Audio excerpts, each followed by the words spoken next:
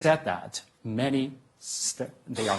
there are many businesses which are not doing that. We're tracking 439 brands, and among them, 300 are not really want to even take a look at those violation records. We have 1.5 million, 1.6 million records of violations compiled in our database. But if they compare the list, they can easily identify the problem. But many brands would not, many businesses would not take a look at that. And more recently, the green finance policy in China have enabled, we respond to that and develop a dynamic environmental credit rating system. And 6 million factories can give dynamic ratings. And there are so many who claim that they want to go ESG investment. Many are making heavy investment in China. We checked some of the portfolio. They're not all clean. There are all this data available. I mean, are you really doing that? I mean, are all this So there's a press release saying they're ESG, yes, and they're doing something completely different. Many of them are not factoring in the so-called Scope 3 carbon emission, meaning the supply chain. Supply chain usually account for, that emission account for 60, 70, sometimes 80% of the total carbon emission. If we don't integrate that into the action, if we don't distribute that to factory of the world like China, and of course now to many other developing countries, then Paris Agreement, we won't be able to achieve that. So just keeping your global headquarters eco-friendly does not do it? Changing the light bulb or reduce some business traveling, that's not enough, because by far the largest emission is during the manufacturing process, and those dirty work, those heavy duties still being carried by China now, and some other countries going to take it over. But this time we want to stop the migration of all this pollution. With all these new technologies available, China have done so much monitoring, install automatic monitoring on tens of thousands of major emitters. Now every hour, if you check our mobile app called the Blue Map, you can pull out thousands upon thousands of major factories' hourly disclosure data. We visualize by helping people to see whether they're in red or in blue. And there are major brands like Apple, like Dell, like Levi's, Adidas, H&M, Target, Gap, they started tapping into that. But there are so many more which turn a blind eye because, So I would hope that the people, especially the younger generation, with all this enthusiasm, to pay more attention to the business, actual business action, rather than their, just a press release. Oliver, why is it so hard to reduce this fossil fuels and to get business to really comply? We've just heard it. We have competing objectives, right? People want to have livelihoods. They want to grow. They come from very low living standards. And while we see that in China and other peoples of India, people says, I want electricity and I don't care whether it's coming from coal. And the pressures, but there's all excuses. I want to pick up on what we've just heard. The financial markets have to play a much bigger role, particularly banks also, in lending and others, not to give money to supply chains that do not listen. So what we really need is transparency, who's doing the right thing, rather than greenwashing. And it's very important that policymakers now make a decision that says, we want to understand what happens in your value chains in business. We are doing it individually. We're doing it with the Asset Owner Alliance. We're asking the businesses, but it's this 10 out of hundreds of trillions. So we need to make this change at scale. So I wish we get the support, not just this week, but others, to really increase it by 50-fold and not take 30 years to do it, but over the next 2 years. Because if there's no funding for the supply chains, there is no business model that can continue to pollute the world. Should companies be required to disclose their carbon emissions? They're not now. Absolutely. Absolutely.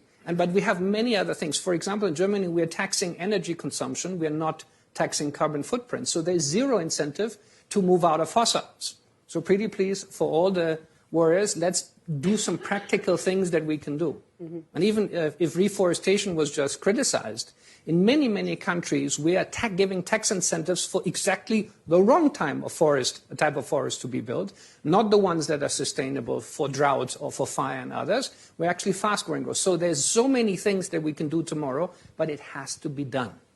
Hindu, President Trump just announced a pledge to build 1 trillion trees, I believe, in a reforestation initiative. Is that going to help? And could you talk about broadly the role that nature, that the natural world can play in reducing climate? Okay, well, I will come back to this one. Okay. But just I want to react in, we are having two like separate words here. When we talk about people want the electricity, I'm like, seriously? People who didn't get food for themselves, who can eat 3 meals a day, are they going to think about having electricity that's going to add the bill for themselves?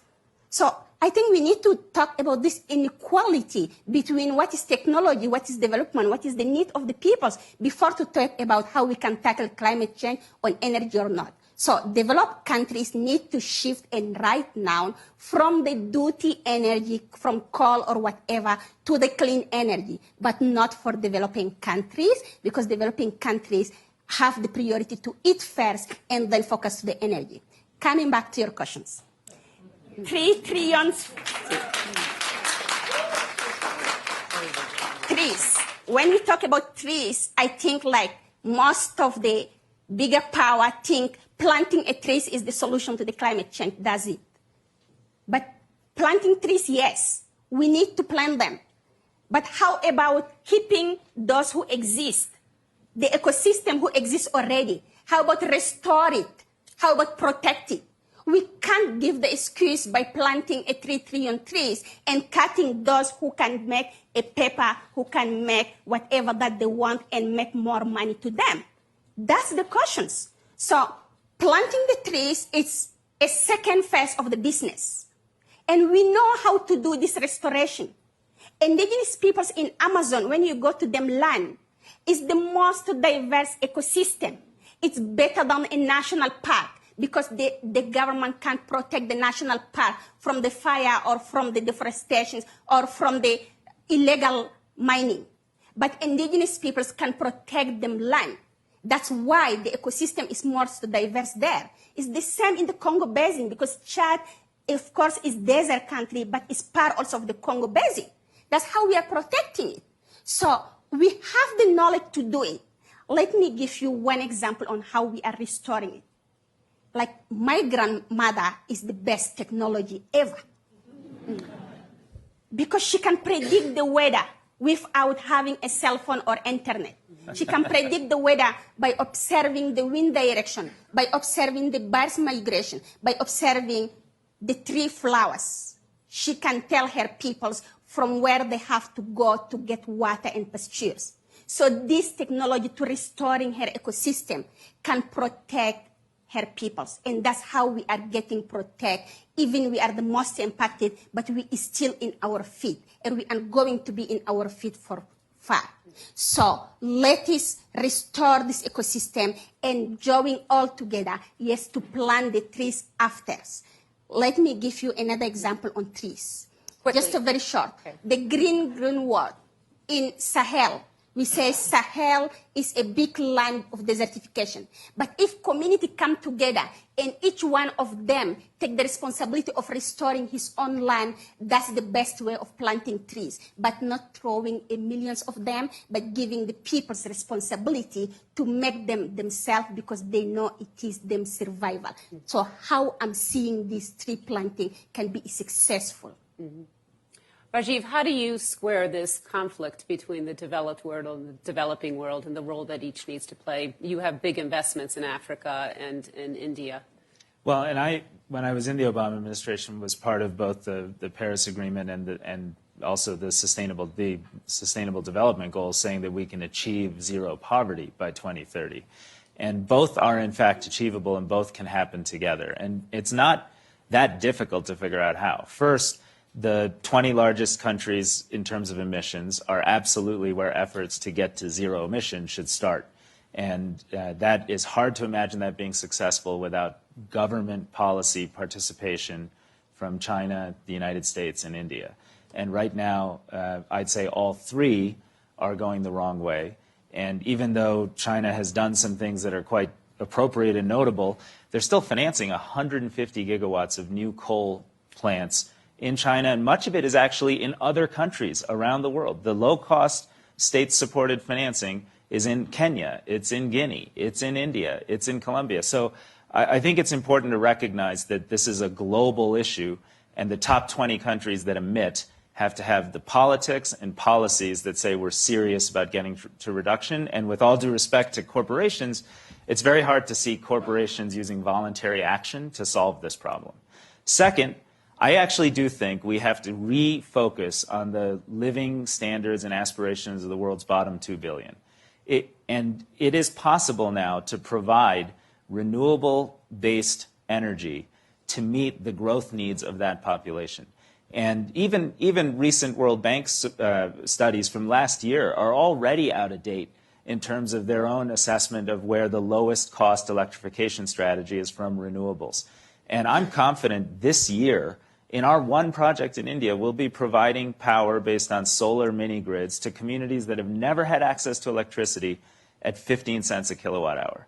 At that price, it beats every other alternative. And I have met women who have sewing machines and say, you know, I was finally able to get a electric sewing machine, double, triple my income, send my kids to school. A gentleman who works on a farm that's able to buy a rice huller and improve their post-harvest processing. Those are the kinds of things that will create employment, growth, and opportunity for the world's bottom 2 billion. And if we do not take their aspirations seriously as part of this effort, we're failing the other big challenge of our moment, which is the deep inequality that threatens the politics, that threatens us from being able to do things on climate that matter. And finally, I would just say I do think there's a tremendous amount of space to move from divestment to investment. Rockefeller and a bunch of other foundations have moved away from fossil fuels in their direct investments. But even more important than that, having incentives to create investments so we have the trillions of dollars to create the technologies and the solutions that are necessary. It's not the only solution, but it has to be part of the picture, and we're proud to be associated with a number of those enterprises. I want to ask all of you some of your opinions. We're going to cue to a question over who has the biggest responsibility for reducing emissions. Is it government? Is it the business community? Or citizens? If you could enter your responses. We're not seeing much for citizens here, which is interesting. Okay. That's fascinating. And if we could, so government seems to be in the pole position here, as many on the panel have said, of needing to play a bigger leadership role. Can we cue to one more question? How concerned are you that 2020 will pass and we haven't made the progress that we need? Somewhat concerned, alarmed, status quo is fine, not at all concerned. Wow. Okay. Well, Greta, you are getting through, that's for sure. We have a lot of questions that have come in, and our time is rapidly disappearing here. So Oliver, there's an interesting question about nuclear power here, and I think to all the panelists, Germany took a step back in nuclear power, obviously with the Fukushima accident. What role does nuclear power play moving forward in terms of reducing climate warming? I'm not an expert on technology, so to say that up front. And unfortunately, a lot of these things are discussed without facts. So, by the way, one of the things that we're doing with Net Zero is to have what we call the science-based target initiatives driven by the United Nations. So we need the facts. There are many ways to bring nuclear into the picture with more modern technology, so we wouldn't exclude that. I would like to pick up one point that he has. The commercialization of new sources, sustainable sources of energy has happened much faster than we could all imagine. So not just divestment of fossil fuel, new fossil fuel, but putting a lot more assets behind new technologies and their scaling. Unfortunately, we have many of these examples, but we're not scaling fast enough. So where are the proper incentives? How do we scale that? So what I'm trying to pick up from Greta is it is taking too long because we're having too many anecdotes, too many nice stories, and too little systematic planning and execution. We need to move from words to action. Mm-hmm. Mm-hmm.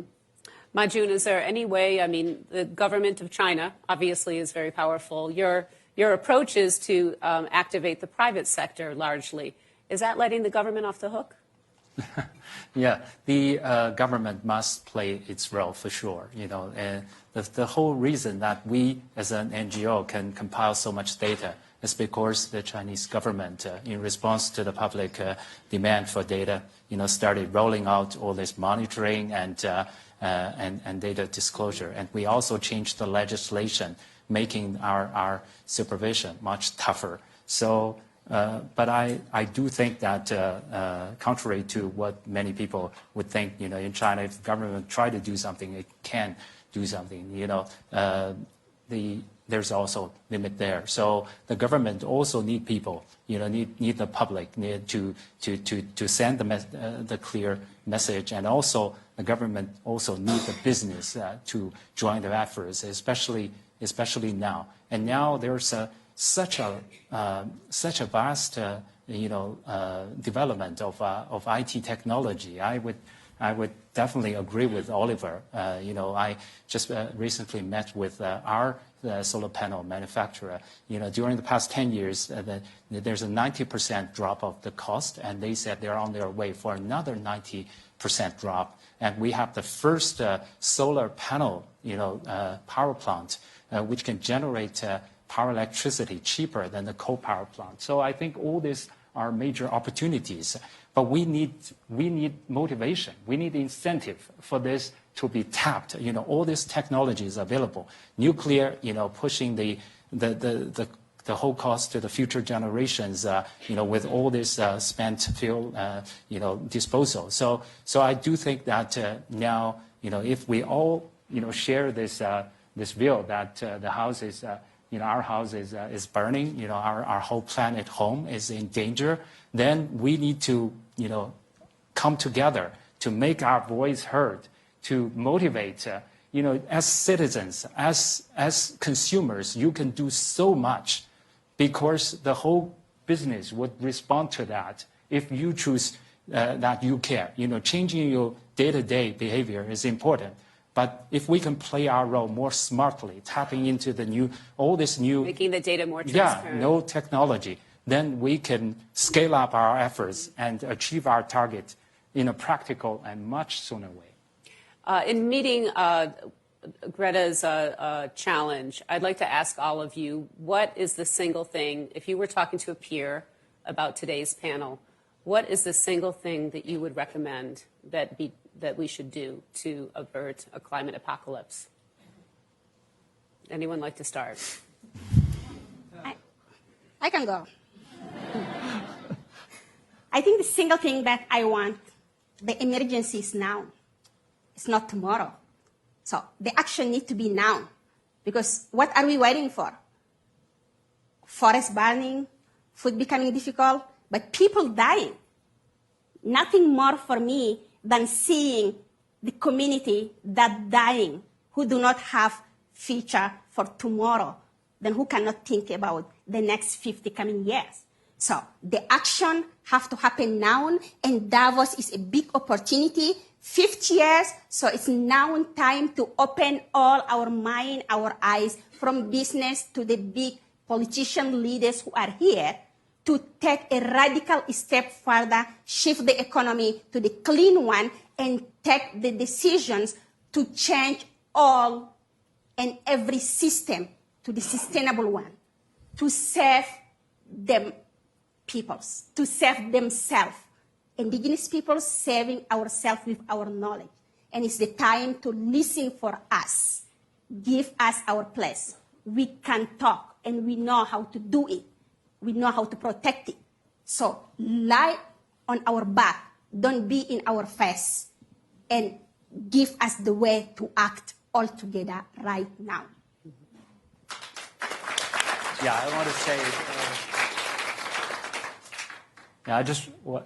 of course, it sounds like advertising, but yeah, you're welcome to download the Blue Map app, and because you can see the world is, sometimes our home is on fire. We track the global kind of air quality, and most of the time, China, India, we're suffering from very severe air quality problem. But more recently, we started seeing in the Southeast Asia, Borneo, sometimes all this burning, and Amazon, Australia. It's hard to imagine. San Francisco, the LA, those California, there's bushfire. So we can see it's on fire. But in the meantime, you can see 3 million factories located on the digital map, color coding according to their level of performance. I challenge the business to look into that because we are tracking hundreds of brands also on the app. You can see as consumers or business leaders how they perform. I hope we can come together based on the data transparency.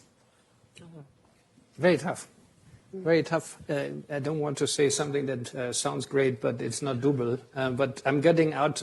At the beginning of the week, we said, we'll be successful if we do 2x. We have to think as a startup and not like a 130-year-old company, which we are. We have to do 10x in terms of getting the commitments. And we'll try to do it as quickly as possible. So not just doubling, 10 times what you started with. And how long? We don't have 30 years. That's for sure. Mm-hmm. Rajiv. I think my big observation is that this takes all of us. And you had that chart that said it's 50-some% government and the rest private sector. At the end of the day, we need governments to set policies, make agreements, and live up to those commitments. And I agree with Greta's observation that we're nowhere near meeting those Paris commitments. As so many people felt they were insufficient as they were, and we're going to roll into Glasgow this year, at the end of this year, and I think people will see that we're just not on a path where people are living up to the commitments that were made just a few years ago. So governments have to offer real leadership. I applaud Alain's, and I think the private sector and companies have to take this on as well. But I also think citizens matter, and citizen activists that are putting this issue on the map and making it the cause of our time, citizen scientists who are inventing new solutions, citizen activists who are working with indigenous populations. It's so critical that we all think of this as something each of us has to do, including changing the way we eat, changing the way we buy products, changing the way we live our lives so that we can be part of the solution. I'd like you all to join me in thanking Greta and our panelists for a fascinating discussion.